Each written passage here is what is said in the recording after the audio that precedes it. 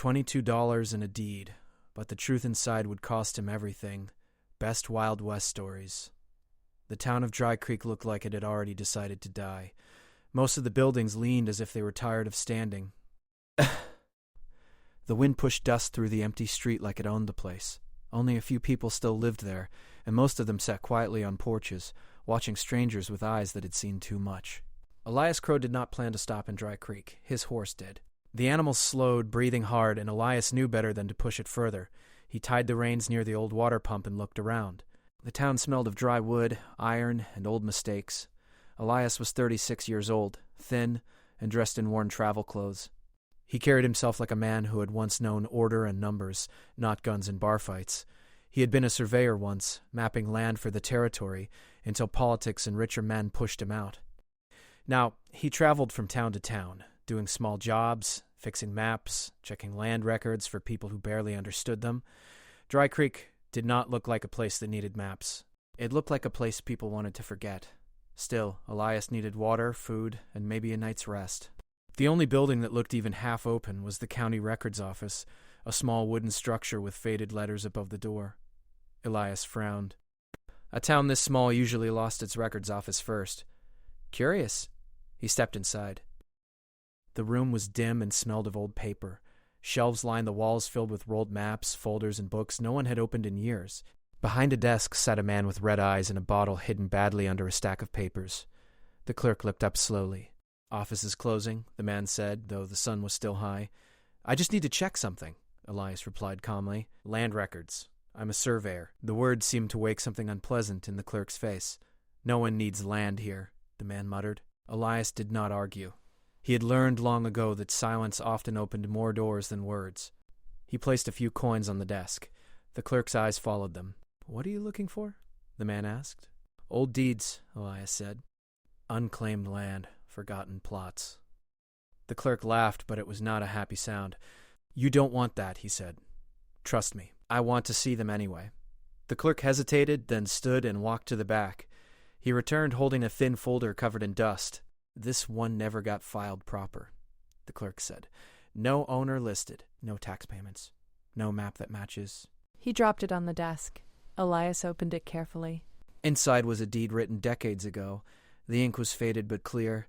The land description was detailed, too detailed. It included measurements, angles, and markers that no normal settler would have known how to use. Elias felt a slow chill. This was surveyor work, skilled work. How much? Elias asked. The clerk snorted. $22. That's what the fee says. Elias blinked. That's it? The clerk leaned closer. Once you buy it, it's yours. No returns. No complaints. Elias studied the clerk's face. Fear hid behind the sarcasm. Why so cheap? Elias asked. The clerk straightened. Because I don't want it here anymore. Elias paid without another word. When he stepped back into the street, the town felt quieter. Too quiet. A few locals watched him. One old woman crossed herself. A man near the saloon shook his head slowly. Elias ignored them and headed to the small hotel. He rented a room and spread the deed on the bed. He read it again. And again, the land was described as lying beyond the northern ridge, in a place most maps marked as empty. But the deed referenced fixed points, iron stakes, carved stone markers, and something called a primary anchor. That term did not belong on any frontier deed. Elias pulled out his own maps. The land did not exist on any of them. Yet the measurements were perfect. That night, Elias dreamed of lines crossing the ground, glowing faintly forming shapes no town planner would draw. By morning, he decided, he would see the land himself. The path north was rough. Elias rode for half a day, climbing rocky slopes and passing dry brush. Just as the sun reached its highest point, the ground changed. The air felt heavier. His horse slowed without command. Ahead lay a wide, flat stretch of land that did not match the harsh terrain around it. The ground was smooth, almost shaped. Stones were placed in careful patterns. Half-buried metal rods stuck from the earth at exact distances. Elias dismounted slowly. This isn't natural, he whispered. He walked the land, counting steps, checking angles. Every measurement matched the deed perfectly. Then he saw it. Part of the ground had collapsed inward, revealing something beneath, metal, dark and smooth, untouched by rust. Elias dropped to his knees. This metal was not like railroad steel. It had no seams, no rivets. It curved gently, as if molded. Human hands had made this. But not with any tools, Elias knew. Footsteps sounded behind him. He turned quickly. 3 men stood at the edge of the land, rifles resting casually in their arms. They wore clean coats and hard expressions. One smiled without warmth. "That land belongs to the government," the man said. Elias stood slowly. "I have a deed." The man's smile faded. "That deed was lost." Elias held his ground. "It wasn't destroyed." The men exchanged looks. "You shouldn't be here," another said. Elias's voice stayed calm. "Neither should secrets that don't want to be found." The first man sighed. "You paid $20, didn't you?" Elias nodded. The man looked almost sad. "That's the cheapest mistake a man can make." The men turned and walked away, leaving Elias alone with the land. As the sun set, Elias understood something important. This place was not forgotten. It was hidden, and now it belonged to him. Elias Crow spent the night in his small tent at the edge of the land. The stars were sharp and cold, the wind carrying the scent of dry stone and iron. He could not sleep. His mind kept returning to the metal beneath the earth, perfectly curved unlike anything he had ever seen. By dawn he was already awake, kneeling in the dirt, measuring angles with a ruler he had carried for decades. Every mark, every distance matched the deed perfectly, yet the ground seemed wrong. It was almost alive, not moving, but waiting. He had a theory. Someone had hidden something here a long time ago. Something that they did not want anyone to find. As he explored, he noticed more oddities. Small holes, almost like tunnels, crisscrossed the land. The soil was compacted in patterns. Stones were arranged in straight lines, forming geometric shapes across the surface. It looked like a machine buried beneath the dirt.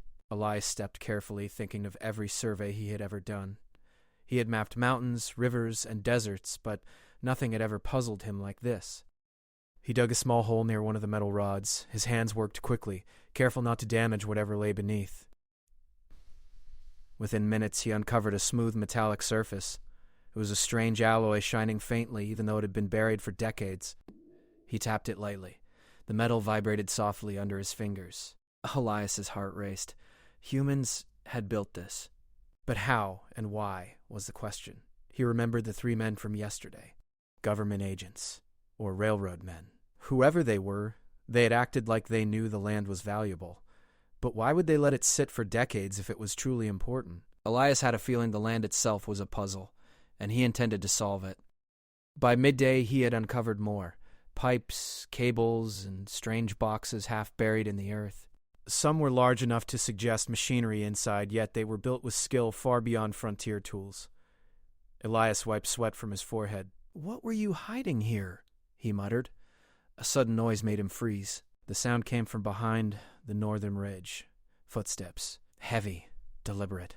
He ducked behind a small rock, heart thumping. 3 men appeared again. The same ones. They scanned the land carefully, rifles lowered but ready. Elias realized they were checking for him or for the land itself. He stayed hidden until they left.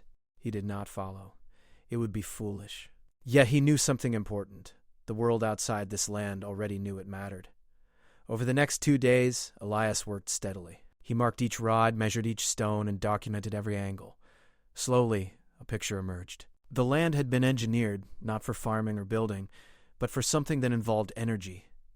The metal beneath the earth looked like the remnants of a generator, but far too advanced for any technology of the time. Its edges were smooth, seamless, like it had been molded rather than hammered.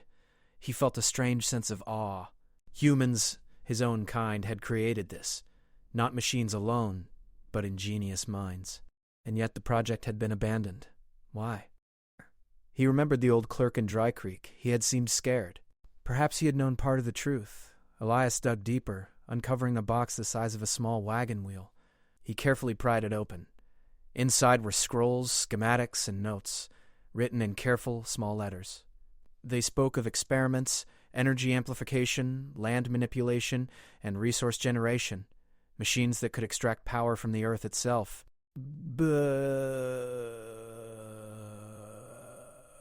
Elias's mind reeled. If humans had done this here so long ago, it explained the strange metal, the rods, the perfectly measured land. Someone had tried something impossible, and almost succeeded. Late that evening, Elias sat on a small boulder, looking over the land. His horse grazed quietly nearby. The wind had picked up, and the metal beneath the ground seemed to hum faintly, though he could not tell if it was real or imagination. He realized something. He was not alone in wanting this land. The 3 men had returned the next morning, more cautious this time. One of them spoke into a small device Elias could not identify.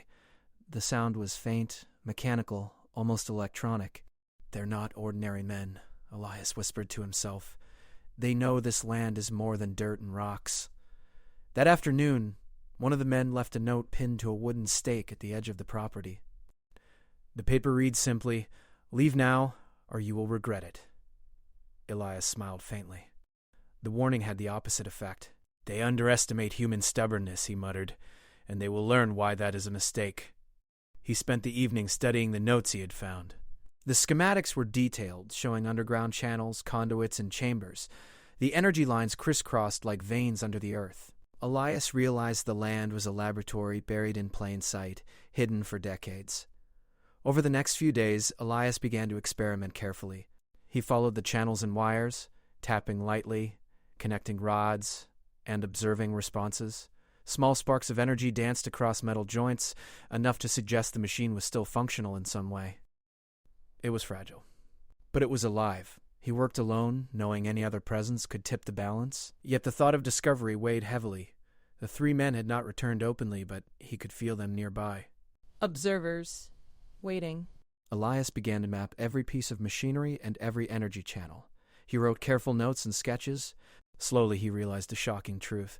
If someone knew how to activate the full system, it could change the landscape, generate unlimited power, maybe even alter the course of the nearby rivers. Humans had done this once, and now humans, himself included, had the chance to finish it.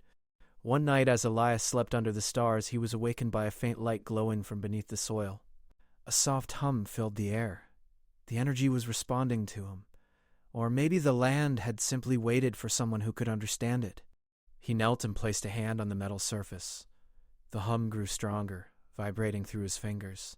The ground beneath him seemed to shift slightly. Then he heard a voice behind him. A whisper but clear, "You shouldn't be here." Elias turned sharply. A figure stood in the shadows at the edge of the land. It was not one of the 3 men he had seen before. This person was older, dressed in dust-colored clothes, and carried a small notebook. "I could say the same to you," Elias replied. The stranger stepped closer, hands raised slightly. "I've been waiting for someone like you. Someone who could understand." Elias narrowed his eyes. "Explain yourself." The man sighed. "This land. It was an experiment, a human experiment. We tried to make machines that could draw energy from the earth itself, but it was too much for our time. We abandoned it, buried it, erased it from all records. You've found it now. That is why the others came. They want to control it." Elias looked at the glowing metal beneath the soil. "Then we finish it?" he asked quietly. The stranger shook his head. "No, we survive it. Humans are clever and dangerous. The wrong hands, and this land could destroy more than you realize." Elias understood. The land was more than treasure.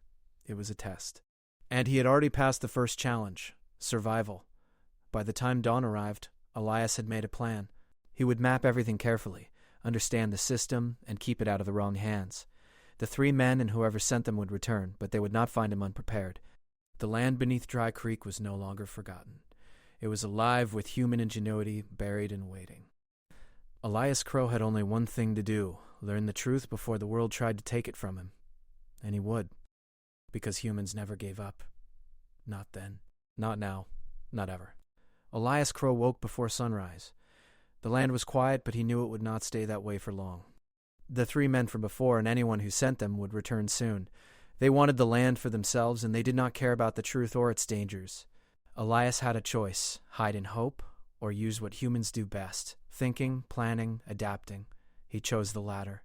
He moved silently across the property, carrying a notebook full of measurements, diagrams, and notes from the older men he had met the night before. The stranger had taught him small things, how to test the energy conduits, how to follow the hidden lines beneath the soil, and how to detect any traps left by the original engineers. By mid-morning, Elias had discovered a hidden channel beneath a rocky ridge. It ran beneath the surface, connecting several metal conduits. He traced it carefully. Each step revealed a pattern. The land was designed to respond to someone who understood its logic. Elias grinned. Humans had left a puzzle, and he was solving it. That afternoon, he tested a small part of the system. Following the schematics, he connected 2 metal rods and tapped a rhythm into the system. A faint hum traveled through the ground, and a small light flickered along the buried conduits.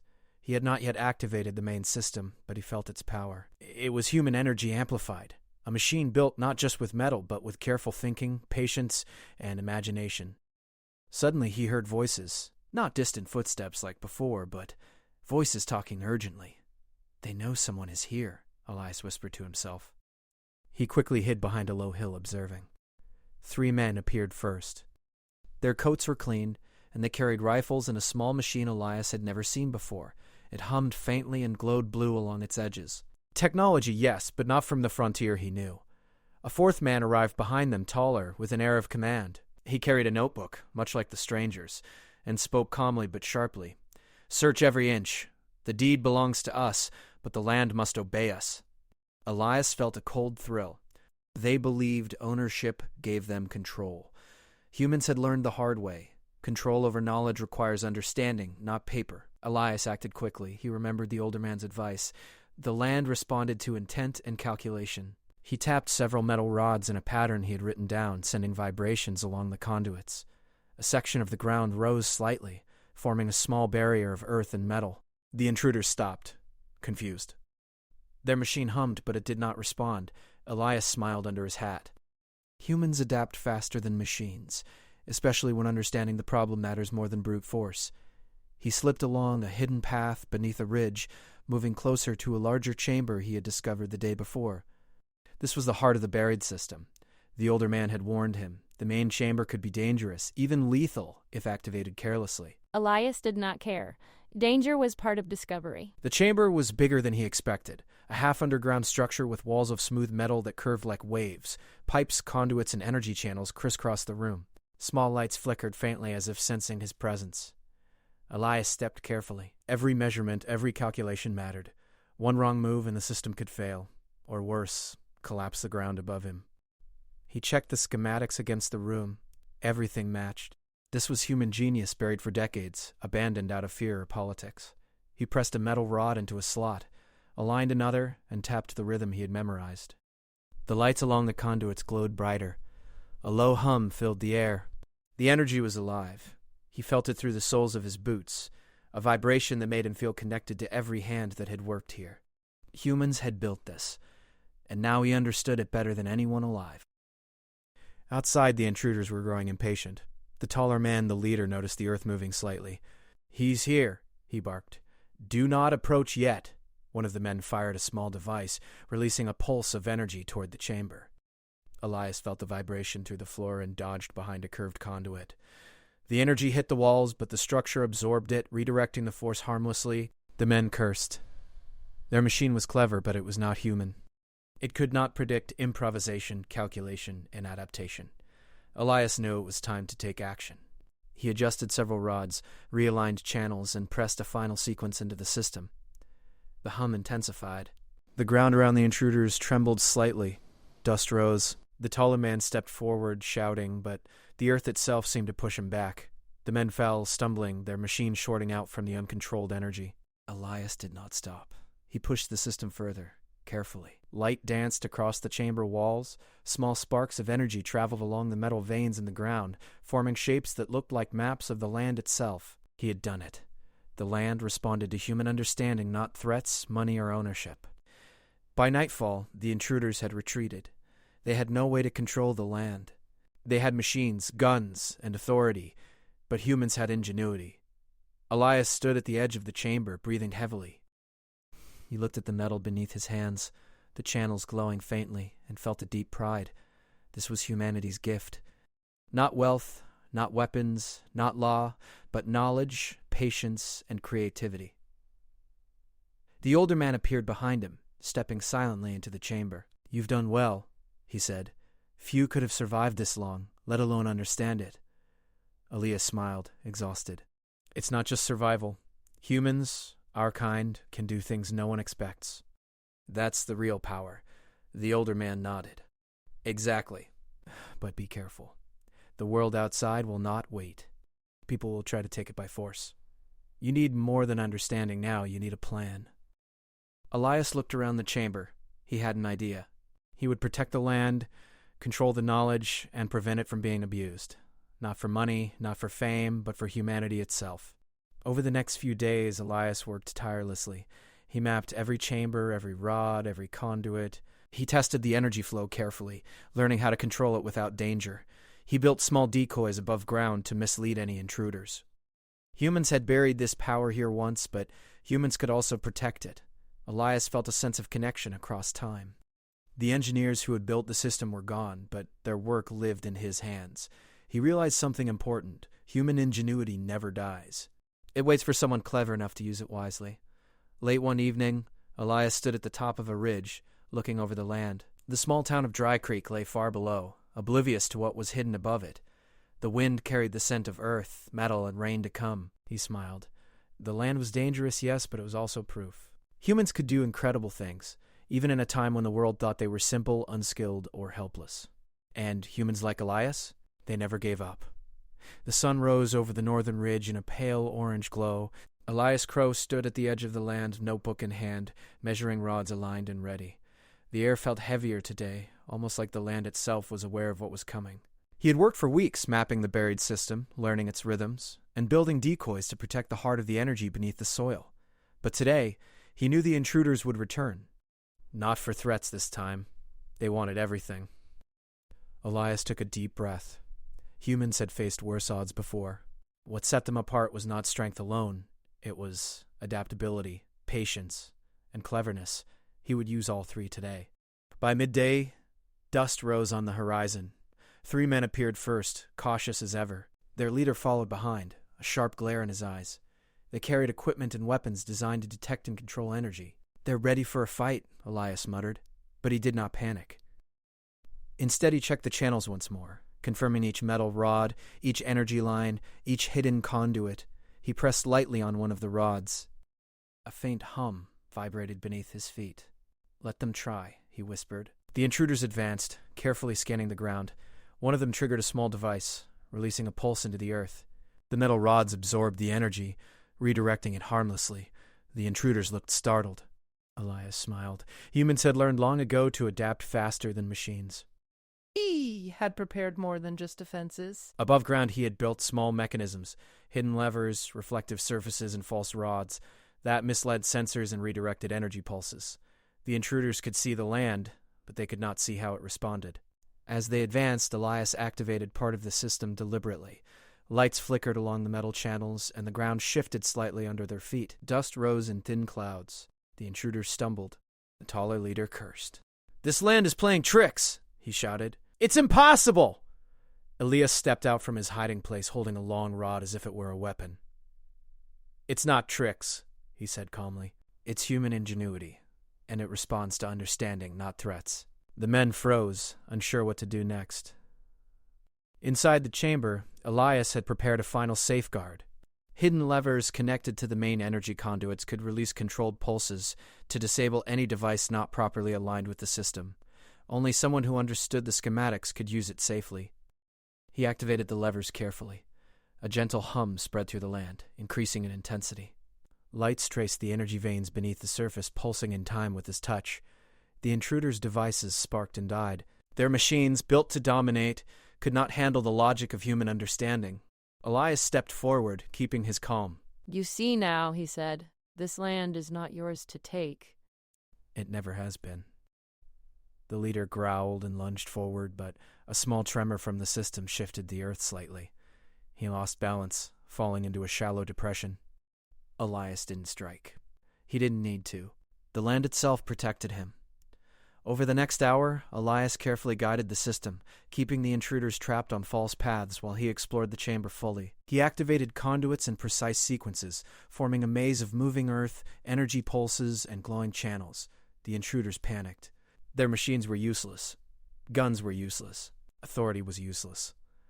Elias realized the truth again. Humans were not defined by their tools, their wealth, or even their numbers.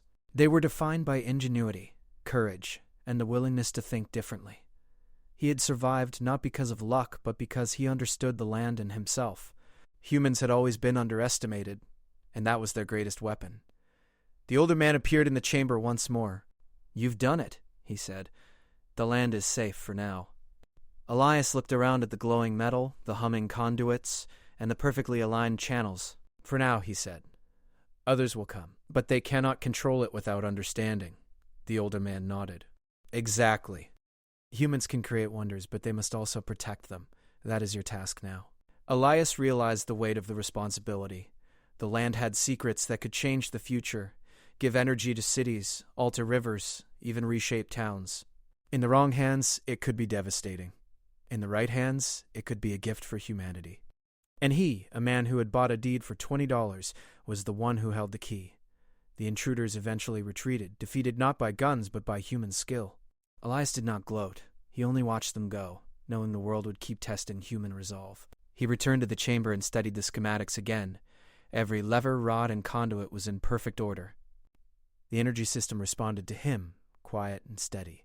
He smiled faintly. Humans had buried this, fearing its power. Humans had underestimated it. And humans had returned, centuries later, to finish the work with knowledge and care. Elias had learned a valuable lesson. Humanity could overcome obstacles with cleverness and persistence. Machines' threats and authority could challenge them, but humans thrived on problem-solving, innovation, and stubborn courage. He tapped the main rod lightly. The land pulsed in response. It was alive, but it belonged to those who respected it. Humans who feared it could destroy it, but humans who understood it could thrive. As night fell, Elias lit a small fire near the ridge. The stars sparkled overhead, reflecting on the metal conduits faintly glowing beneath the soil. The land was quiet again, almost serene, as if acknowledging its new guardian. He thought of Dry Creek, of the town that had almost disappeared, of the clerk who had sold him the deed. $22 had bought more than land. It had bought history, secrets, and a chance to prove what humans could do. The older man approached, placing a hand on Elias's shoulder. "You've proven one thing," he said softly. "Humans are never weak. Humans are never helpless. They adapt, survive, and create wonders. You have shown that today." Elias nodded. "It's not just me," he said. "It's all of us. Every clever hand, every stubborn mind, every person who refuses to give up. That's what makes humans strong." The older man smiled. "Exactly. And now you have the responsibility to protect it. Protect it, study it, respect it." He understood. He had survived threats, mastered the buried system, and proven that human ingenuity could conquer the impossible. Days turned into weeks. Elias mapped the entire property carefully. He placed markers, set up decoys, and learned the land's hidden energy channels. Any attempt to seize it would be met with failure unless the intruders truly understood what humans had built. Word slowly spread of Dry Creek's strange discoveries, but Elias kept the heart of the land secret. Humans who sought power would learn, as he had, that understanding was the ultimate tool. Force alone could not take what knowledge protected. Elias stood at the ridge one last time, looking over the land he had learned to command. The sun rose again, bathing the valley in light. He felt the hum beneath his feet, steady and strong. Humans had hidden their ingenuity once, but humans would always rise again, sometimes from the most unlikely places, even a town as forgotten as Dry Creek. He smiled. $22 had bought a deed. The truth had cost him effort, risk, and danger, but humanity had gained proof. Humans were clever, resilient, and unstoppable when they chose to be. The land was safe, the system alive. And Elias Crow, a man no one had expected, had become its guardian. The world outside could keep its authority, its weapons, its rules. Elias had the most powerful tool of all: human understanding, persistence, and courage. And that, he knew, would be enough.